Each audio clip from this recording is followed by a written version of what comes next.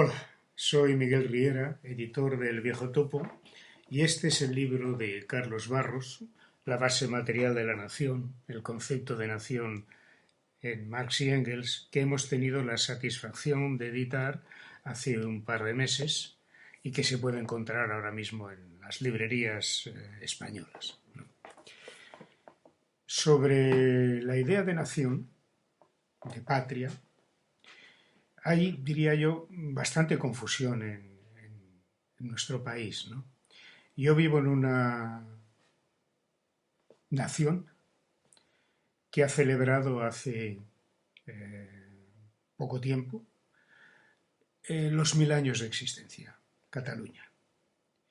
Otros dicen que la primera nación que apareció en Europa fue la española, que surgió tras el matrimonio de Isabel y Fernando y la conquista de Granada y la derrota definitiva de los árabes.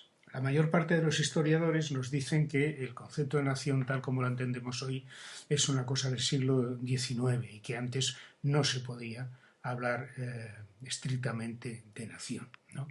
Hoy en día, cuando hablamos de España, muchas veces se sustituye la idea del nombre de España por el de el Estado español, ¿no? Como si el aparato administrativo del país sustituyera a la idea de patria o nación, ¿no?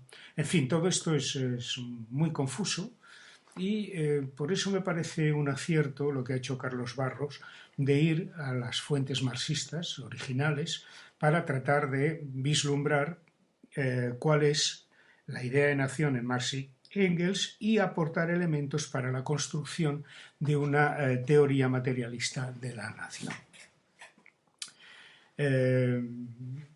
Carlos Barros explora distintas obras de Marx y Engels, ¿no?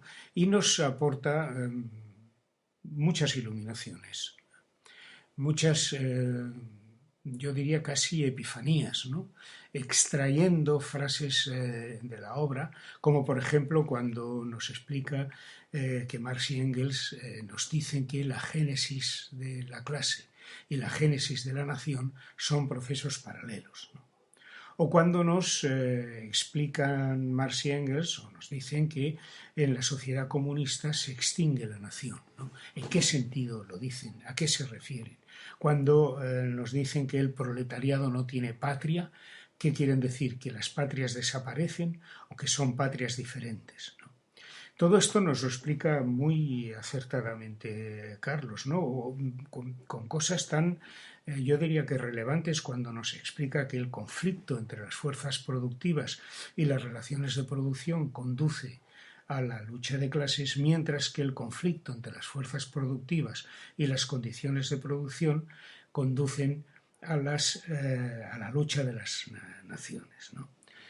También, por ejemplo, cuando nos explica algo que de alguna manera veíamos, ¿no? Pero realmente yo creo que, en fin, la mayor parte de nosotros, legos en la materia, pues dábamos por bueno sin reflexionar sobre ello, que es el diferente punto de vista que parecen aplicar Marx y Engels, parecen aplicar al conflicto en Irlanda o en Polonia en relación con, por ejemplo, la unificación de Alemania, ¿no? Todo esto son elementos en orden a avanzar hacia esa teoría materialista de la nación de la que hablaba antes, que me parecen sumamente útiles, ¿no? A mí, desde luego, como lector, no hablo ahora como erudito, que no lo soy ni de lejos, ¿no?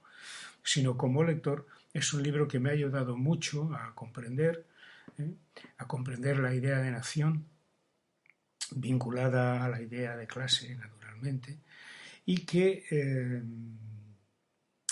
no voy a discutir aquí precisamente por esta condición del ego en la materia, pero sí que voy a recomendar su lectura. Creo que es un libro utilísimo, que para los marxistas es un libro que les va a ilustrar e iluminar en cosas que crean, como yo mismo, que creíamos sabidas sin haber reflexionado sobre ellas.